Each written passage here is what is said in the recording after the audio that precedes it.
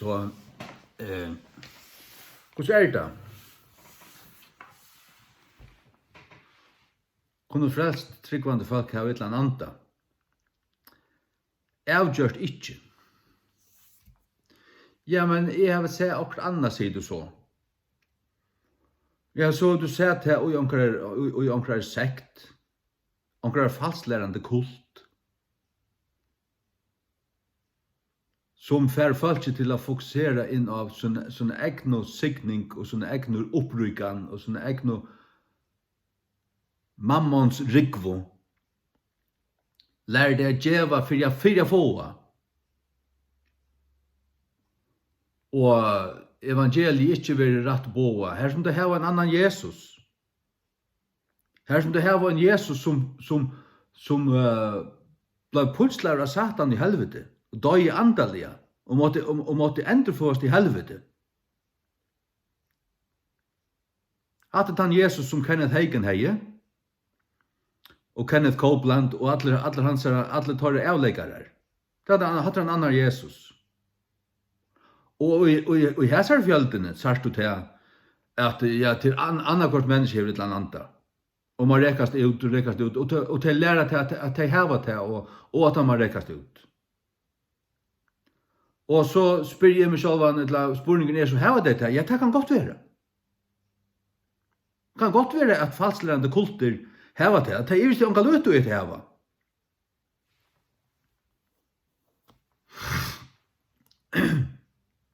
Men Jesus Kristi sanna kyrkje hever ikke det.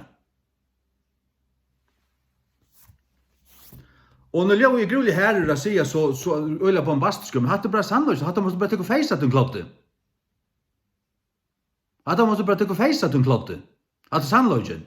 Hatt det fullstendig av bibelst. Fullstendig av bibelst.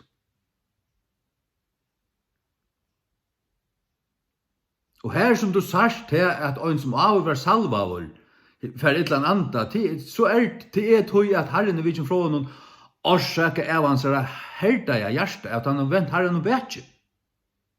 Ikke har fyllt og akta hans år. Og tog var Herren fra Saule.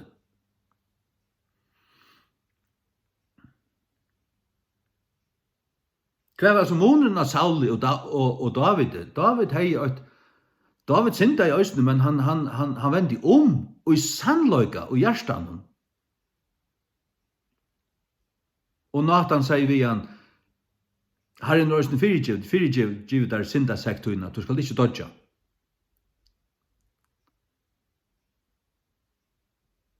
Men Saul spalte bara komedie, han spalte som han vendte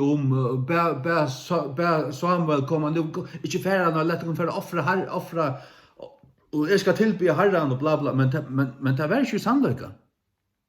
Det var komediespill. Og hva var omberingen til Saul, da han forklarer i Samuel hvor han hei ikke utførst Guds på. Ja, det vet til at han øktares falskje. Tog herdig han sitt hjärsta.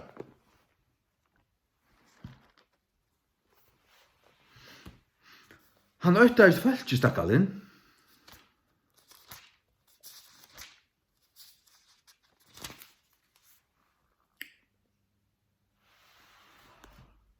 Fyrda Samuel 15:24. Og Saul sier vi Samuel, jeg har synda. Så mykje sier han. Til at jeg har misbrått bøy til Herren og årtøyne. Jeg har til at jeg øktaist falskje og akta i rødtørra. Nå tessvegna er vi til noa syndmøyna og vend atter vi mer at jeg må tilby Herren. Men det har ikke vært usannløyga sagt. Folk sier sånn ikke hvis du munner som du ikke møyna ved sin hjärsta. Du måste møyna det ved din hjärsta. Du måste være sannur. Og Samuel sier vi Saul, jeg vil ikke vende atter vidt her, til jeg tror hevurst havna år i Herrens, og Herren vil havna til her fra å være konger i Israel. Og som Samuel vendte omkring til å fære sted, leie han halt oppa skjeite av kappa hansara, og han skratnei. Kappen skratnei altså. Kappen er symbol på salvelse. Og Samuel sier vi han, Herren hever skratt kongadom i Israels fra ter henda det, og hever givet det til en nasta tja ter, som bedre enn to. Det var altså til Davids.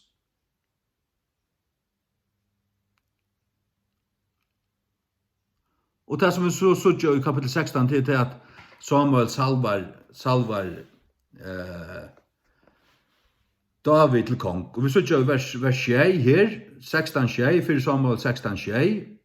Og Herren sier vi Samuel, hikk ikke etter asjøen hansara, etter av hattene av vakstrarleie hansara. Hikk ikke etter hvordan vel menn så ikke ut i holden. Tar stjaurar, tar sækførarar, tar råkenskaparstjaurar, tar ditten, tar datten, pastorar, bla bla, veldig flotter, kvar stjaurar jeepar, for i morgen halva million, som der har mjölka fra sin fylke, edla og hatten hans vakstrarleie. Jeg tror at jeg har vi havna honom, etter en av større brøren Davids, som Samuel helt, at det må vust være han. Til at Herren ser ikke som mævur ser, til at mævur hikker at ha utvarses utkjøntene, men Herren hikker av hjärsta. Det er det som jeg har sagt før for vittig. Hev to rett vent hjärta, møtvis Herren. Og hev to et hjärta som venter Satan vekje. Ordeliga.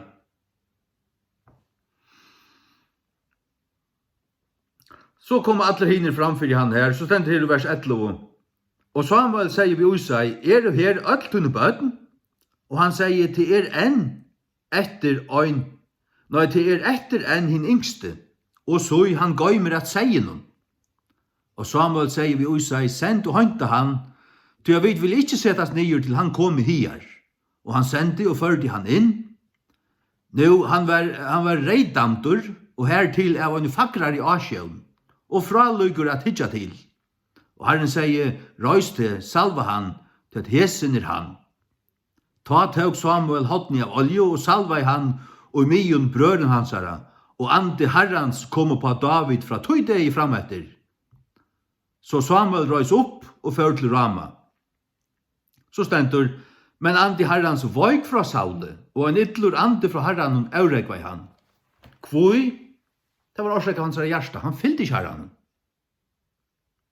Fyllt Herren. Og du vil ta heilig andan tjat der.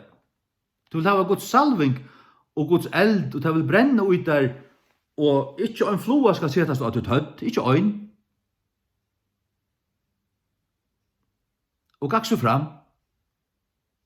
Vi gav en trest. Du har øya løgna. Herren signet til tess. Og halte lengt vekk fra noen prester. Lengt vekk fra dem, alle soblon. De som kallar seg prester, tok man bare vente alle samler. Jesus er ongan prest. Prester, du prester, vi alle flest prester. Og de som sier seg har en sérstaklega innvøya prestatjenestå. De klottar.